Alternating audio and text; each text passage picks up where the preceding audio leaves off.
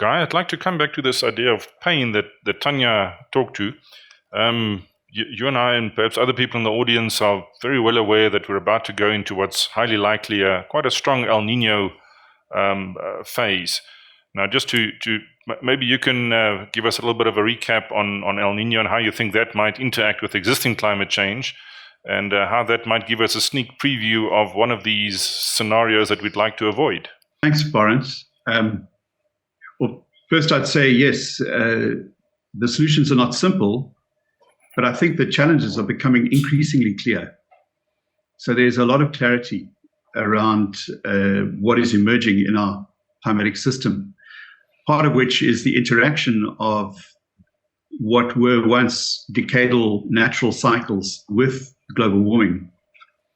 So the exacerbation of the La Nina condition, the exacerbation of El Nino warming, which is a state of the planet where the ocean heat balance shifts and the ocean stops taking up heat as efficiently as it once was.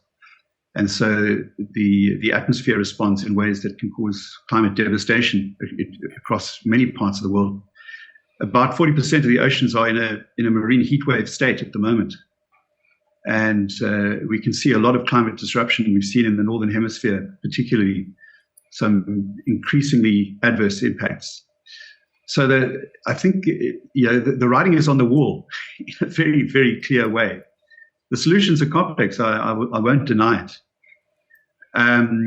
But the pain side of things, I suspect that we inflict a lot of pain on ourselves unnecessarily. Why do I say this?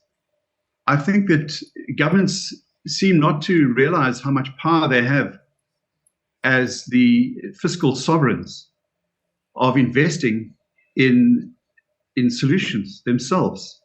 I would argue that South Africa has a very well diversified economy. We control, the Treasury controls the amount of financial resources that are made available into the economy. What we call our national debt is in fact balanced exactly on the other side by the national wealth, which is the amount of money in the economy. Those two things, just by simple bookkeeping, have to balance. So when we wring our hands about the national debt, we don't say, well, it's balanced by the national wealth. So we don't, I don't think South Africa is dependent on anybody else for solutions. We could craft a way forward where we would invest from the fiscus into solutions that make sense. And they would have the job creation and the GDP impacts that would lead to a stronger economy. So I think a lot of our pain is self-inflicted. Look at the UK. They managed to get themselves out of Europe, but they haven't used the one benefit that comes from getting out of Europe, which is the ability to increase their debt level or their wealth level in the economy. It's extraordinary. So, I think that there's a fiscal response, monetary and fiscal response that we need to be really empowering governments to take. Governments don't need to raise taxes to do things. That is a myth. They use taxes to reduce inflation. So once we understand that, you can really move forward. I mean, we saw that in the COVID crisis. Governments helped to solve the COVID crisis through fiscal means. We can do the same with climate and grow a much better and a more equitable and just economy at the same time, and get away from the pain, self-inflicted. Thank you very much, Guy. Thuraya, what are your views on avoiding further self-inflicted pain for a better climate future? Thank you very much. So just listening in on the discussions and reflecting on the work that we're doing here, I think a lot of it has to do with how do we achieve a balance between the systems transformation track, and also how do we balance that with a climate resilient development. So how do we encourage our economies to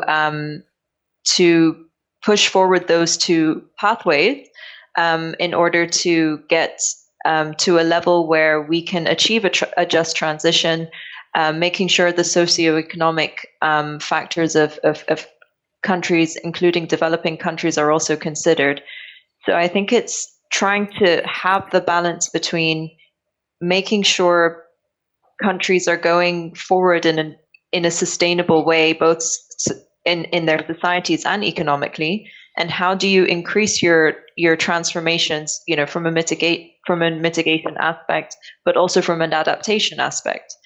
And I think these are the key narratives that we need to look into, and how can we raise ambition in those respects?